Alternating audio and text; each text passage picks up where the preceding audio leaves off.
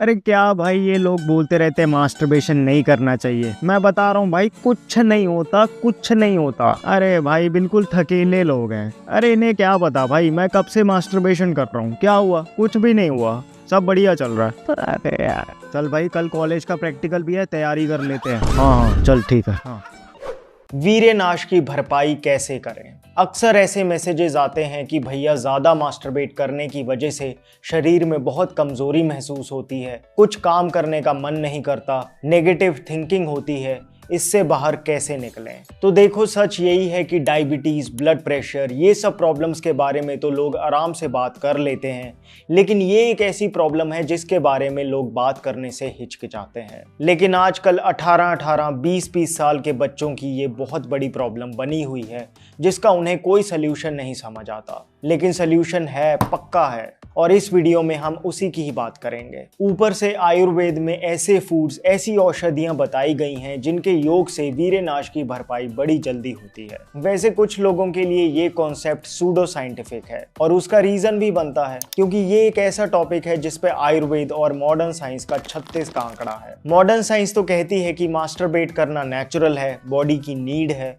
बल्कि हर हफ्ते करो, माइंड रिलैक्स्ड रहेगा। मास्टरबेशन करने के बेनिफिट्स पे बहुत से आर्टिकल्स मिल जाएंगे आपको, लेकिन आयुर्वेद के हिसाब से वीर्यनाश मतलब शरीर का नाश। ये टॉपिक थोड़ा कंट्रोवर्शियल है, लेकिन मेरी रिक्वेस्ट है कि आप एक बार थोड़े ओपन माइंड से सुन लो, उसके बाद भले ही ना मानना, आपका क्या जाता है। वैसे कोशिश तो करूंगा कि आपको कन्विंस कर सकूं, क्योंकि इस चीज़ के बारे में मैं सिर्फ किताबें पढ़ के या इधर उधर से सुन के नहीं कह रहा, बल्कि मैंने खुद इसे अपनी लाइफ में आजमाया है और इसके ज़बरदस्त बेनिफिट्स देखे हैं, और मैं चाहता हूं कि वो बेनिफिट्स आप भी महसूस करें, और मेरा कोई मोटिव नहीं। फिर भी मन ना माने तो आप इस वीडियो को यहीं बंद कर दो, बट अगर आप थोड़े भी इंटरेस्टेड हो तो आओ यार, फिर बिना किसी देरी के शुरू करते हैं।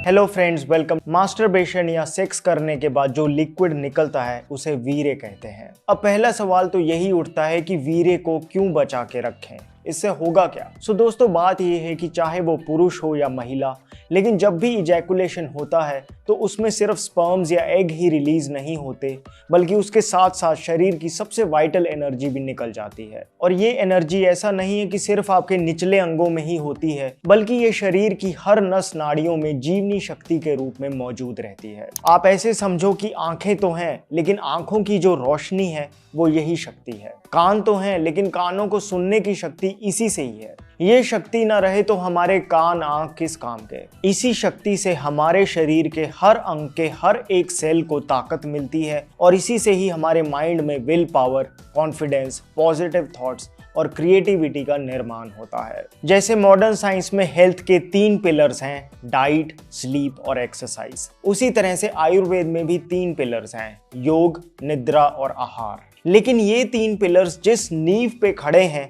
उसका नाम है ब्रह्मचर्य। लोग सिर्फ बिल्डिंग को देखते हैं, लेकिन बिल्डिंग की असली स्ट्रेंथ उसकी नींव से होती है। जैसे कोई बिल्डिंग कितनी भी स्ट्रॉन्ग क्यों ना हो, लेकिन अगर उसकी नींव कमजोर है तो वो आज नहीं तो कल गिर ही जाएगी। उसी तरह से अगर जीवन में ब्रह्मचर्य नहीं, संयम नहीं, तो हेल्थ की बिल्डिंग आज नहीं तो कल गिर ही जाएगी। कुछ महीने इस जीवनी शक्ति को बचा के रखो, देखो कैसे चेहरे पे ग्लो आता है, अपनी उम्र से कम दिखने लगोगे। आयुर्वेद में तो ऐसा लिखा गया है कि जैसे किसी लकड़ी के घर को जला दिया जाए तो उसके बाद वो कैसा दिखेगा, वैसा ही वीर्यनाश करने वाले इंसान का चेहरा हो जाता है। अंदर से वो तेज, वो कांति चली जाती है। आपने कभी सोचा है कि पूरे दिन इतनी भागदौड़ करने के बाद भी आप उतना नहीं थकते जितना एक बार वीर्यनाश करने के बाद थक जाते हो? एक बार के लिए तो ऐसा लगता है जैसे सारे शरीर की एनर्जी बाहर निकाल ली हो। होता भी ऐसा ही है। हमारे भारत के सिद्ध संतों ने इस बात को बड़ी बखूबी जाना है, उन्हीं से ही सुनो। अब आप बताइए कि जीवनी शक्ति वीर्य,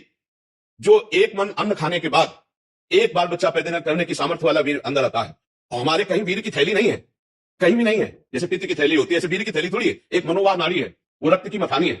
जिस समय हम काम, वेदना और चेतना से युक्त होते हैं, वो मंथन करके पूरे शरीर से, जब वीर शक्ति शरीर से निकलेगी तो पूरी नस नाड़ियों में तनाव होगा, और वो शक्ति बाहर वो खोखला कर देती है। ये हस्त में तुम खोखला कर देता है, हड्डी तक की शक्ति निकाल देता है। और कमर दर्द होना, माथा दर्द होना, ज्यादा विचार करने की सामर्थ्य न रह जाना, स्मृति न रह जाना, आज पशुता बढ़ रही है। वहीं जब इस एनर्जी को प्रिजर्व करके रखते हैं तो उससे बॉडी में ऐसा जोश रहता है कि बताया नहीं जा सकता।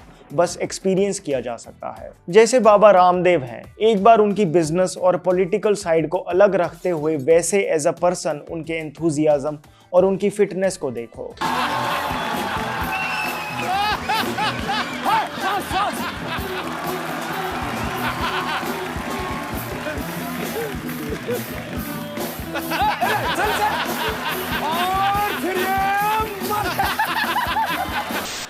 ऐसा देखो, ऑन योर मार्क, और ऐसे करो। क्या बात है। ये कमाल है ब्रह्मचर्य का। आज भी हमारे भारत के रेसलर्स को उनके कोचेस स्ट्रेंथ और स्टेमिना के लिए ब्रह्मचर्य का ही सप्लीमेंट सजेस्ट करते हैं। स्वामी विवेकानंद, रामकृष्ण परमहंस, भगवान बुद्ध, जीसस सभी ने सीमन रिटेंशन के बेनिफिट्स को खूब प्रकाशित किया है। भाई फिर भी मॉडर्न साइंस नहीं मानती तो हम कैसे मान लें? भाई मॉडर्न साइंस अभी इवॉल्व कर रही है। 1970-80 के दशक में यही मॉडर्न साइंस कहती थी कि फैट खाने से बॉडी में फैट बढ़ता है। आज कह रही है कि फैट खाने से बॉडी में फैट कम होता है। कुछ साल पहले तक मॉडर्न साइंस कहती थी कि रोज अगर अल्कोहल का एक पैग लगा लो तो सेफ है हेल्थ के लिए। आज कह रही है कि अल्कोहल की कोई भी क्वांटिटी सेफ नहीं। इसलिए कोई बड़ी बात नहीं कि यही साइंस आज से 50 साल बाद कह दे कि सीमन रिटेंशन के तो बहुत जबरदस्त फायदे हैं। तब आपको लगेगा कि यार पहले ही मान लेते। भाई मैंने तो सुना है कि महीने में 21 बार मास्टरबेट करने से प्रोस्टेट कैंसर का रिस्क कम होता है। अरे भाई मत करो अपने शरीर का कबाड़ा।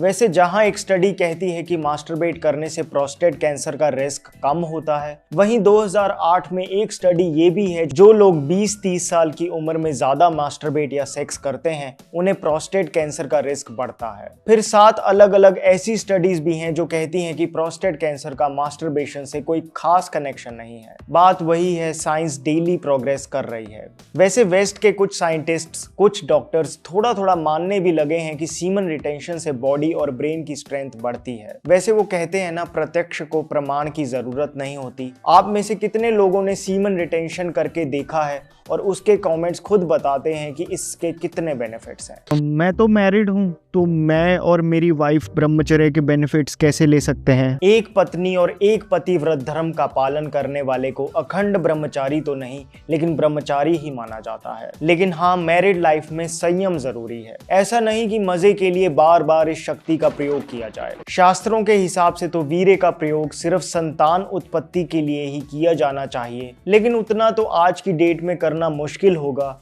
इसलिए आयुर्वेद में बहुत क्लियरली बताया गया है कि 15-20 दिन में एक बार सिर्फ अपनी वाइफ के साथ संभोग करने वाले को ब्रह्मचर्य के ही फायदे मिलेंगे। चलो अगर मान भी लें कि इससे कुछ फायदा होगा, लेकिन दिक्कत तो वही है, अब तो आदत पड़ गई है मास्टरबेट करने की। कंट्रोल कैसे करें? अगर आपको सच में विश्वास हो जाए कि वीर्यनाश से नुकसान होता है और इसे बचा के रखने से फायदा है, तो समझो आधा काम हो गया। बस कुछ बातें ध्यान रख लो। सबसे पहली चीज जो समझनी बहुत जरूरी है वो ये कि आप कितना भी मास्टरबेट कर लो, आपको कभी भी तृप्ति नहीं होगी। मतलब ऐसा कभी नहीं कहोगे कि बस भाई बहुत मजा आ गया, अब और जरूरत नहीं।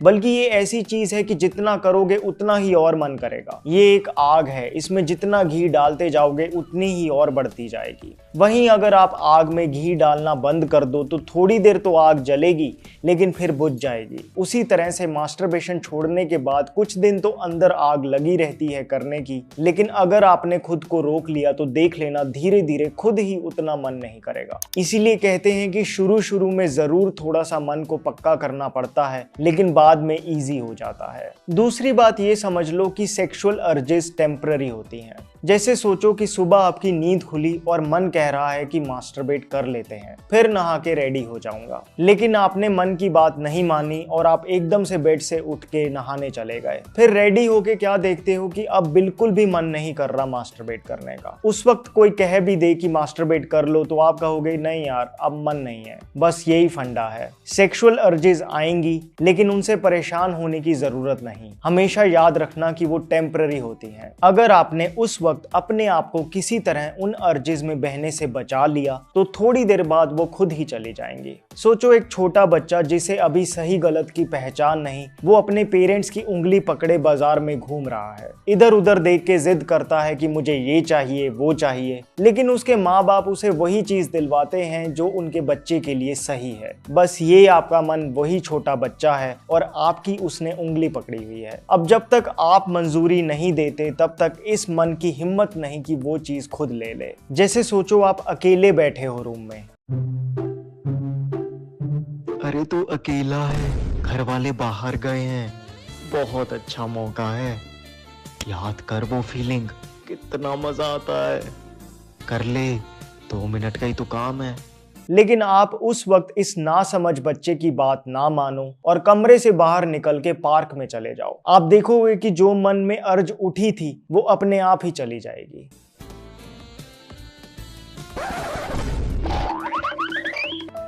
बेवकूफ कहीं का, इतना बढ़िया मौका था, सब चौपट कर दिया। बाय।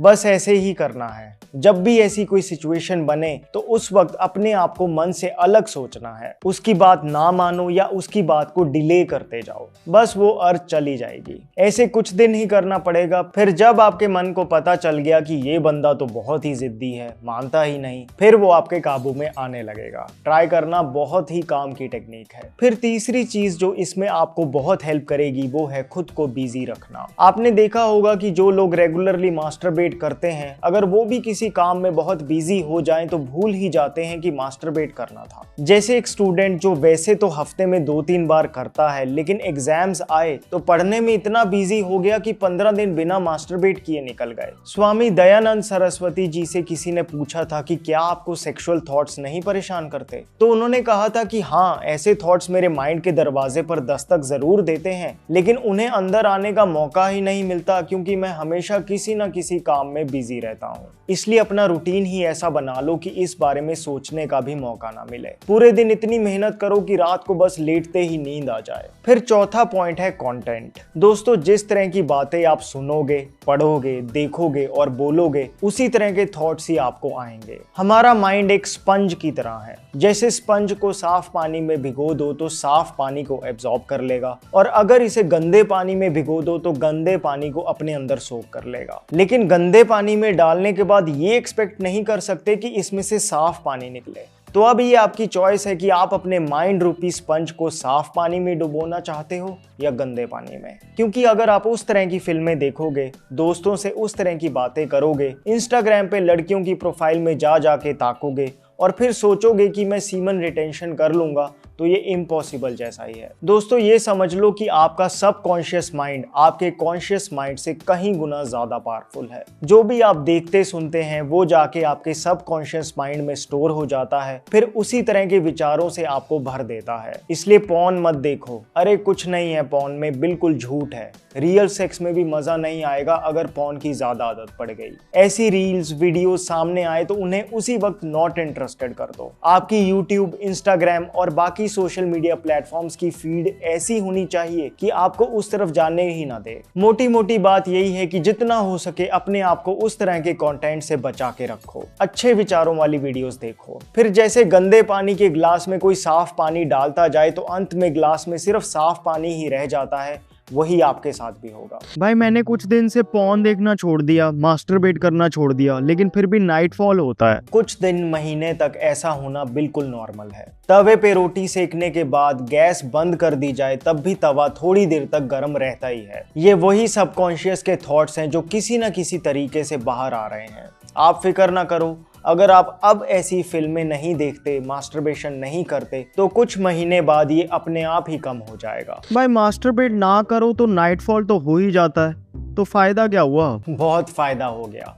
लेकिन क्योंकि मॉडर्न साइंस ये कहती है कि अगर नहीं करोगे तो नाइटफॉल तो हो ही जाएगा, तो इससे बढ़िया कर ही लो, इसलिए हम ऐसा सोच लेते हैं। लेकिन दोस्तों, नाइटफॉल और मास्टरबेशन में बहुत फर्क है। नाइटफॉल आप देखना पानी पानी सा होता है और उसमें सीमन की क्वांटिटी काफी कम होती है। भारत के सिद्धों ने इस बात को जाना है कि नाइटफॉल में जीवनी शक्ति वैसे नहीं निकलती जैसी खुद हाथ से करने के बाद निकलती है। उनसे खुद सुन लो। एक परमहंस श्री ओंकारानंद सरस्वती से जब हमारा नैष्ठिक ब्रह्मचर्य का समय था 17-18 वर्ष के, तो उन्होंने कहा था कि अपने हाथ के द्वारा कोई क्रिया या किसी कुशंग के द्वारा कोई क्रिया ना हो और स्वाभाविक ऐसे, तो जैसे दाल में उफान निकल जाता है, ऐसे वो वीर्य का उफान होता है, ना कि वो ब्रह्मचर्य नष्ट माना जाता है। इस बात का थोड़ा प्रूफ आप खुद भी नोटिस कर सकते हो। जैसे आपने देखा होगा कि मास्टरबेट करते हुए अगर इजैकुलेशन किसी कपड़े पे हो जाए तो थोड़ी देर बाद वो कपड़ा हार्ड हो जाता है सीमन की वजह से, लेकिन नाइटफॉल के बाद आप अपने अंडरवियर को सूखने रख दो,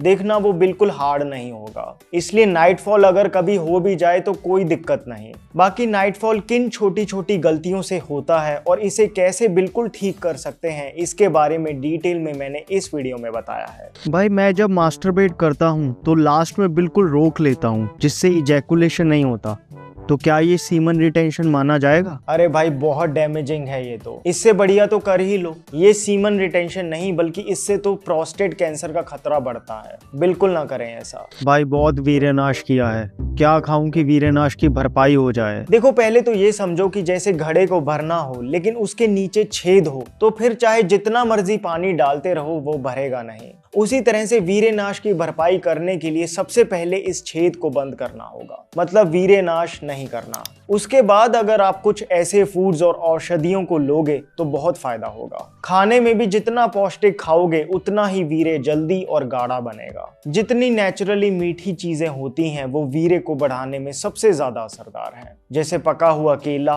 खजूर, आम, चीकू। इसके बाद मिल्क प्रोडक्ट्स, दूध, दही, पनीर, मक्खन, खोया, ये सब बहुत जल्दी वीर्य बढ़ाते हैं।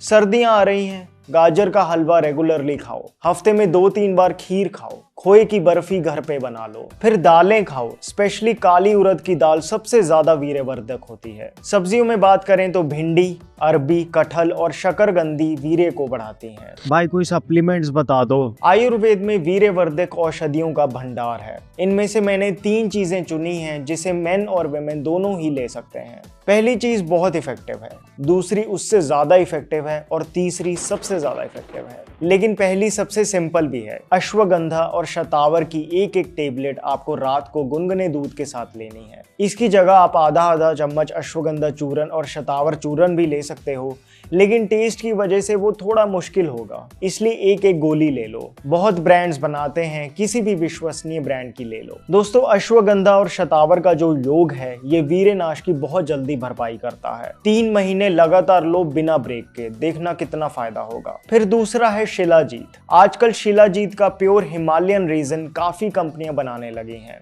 ये शिलाजीत कैप्सूल से ज्यादा इफेक्टिव होता है। उसके साथ एक छोटा सा चम्मच आता है, बस उस चम्मच पे थोड़ा सा लेकर चाट लो और ऊपर से दूध पी लो। आयुर्वेद में ऐसा कहा गया है कि माचिस की तीली पे जो मसाला लगा होता है बस उतनी शिलाजीत लेनी चाहिए एक बार में। शिलाजीत टेस्टोस्टेरोन को बढ़ाती है, ये बात तो मॉडर्न साइंस भी प्रूव कर चुकी है।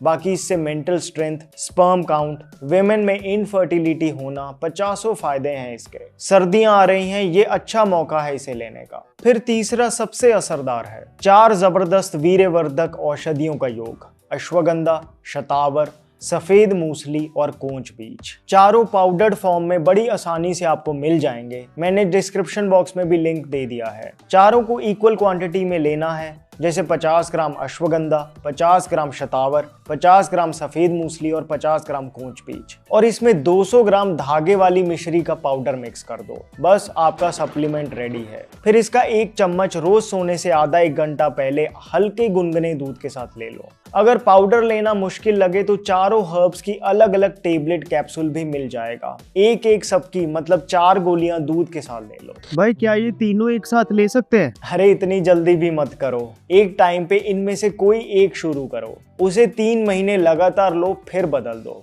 जैसे देखो सर्दियां आ रही हैं तो इस वक्त आप शिलाजीत शुरू कर सकते हो। 3 महीने लगातार शिलाजीत लो, फिर 3 महीने बाद 4 हर्ब्स वाली रेमेडी कर लेना, उसके 3 महीने बाद अश्वगंधा शतावर ले लेना। इसी तरह से करोगे तो बहुत फायदा रहेगा। मैं दूध नहीं पीता तो क्या पानी के साथ ले सकता हूँ? वैसे तो दूध के साथ ये चीजें ज्यादा इफेक्टिव होती हैं, बट अगर आप नहीं पीते तो कोई बात नहीं, पानी के साथ ले लो। और सुनो, सिर्फ इन सप्लीमेंट्स पे ही डिपेंड मत होना।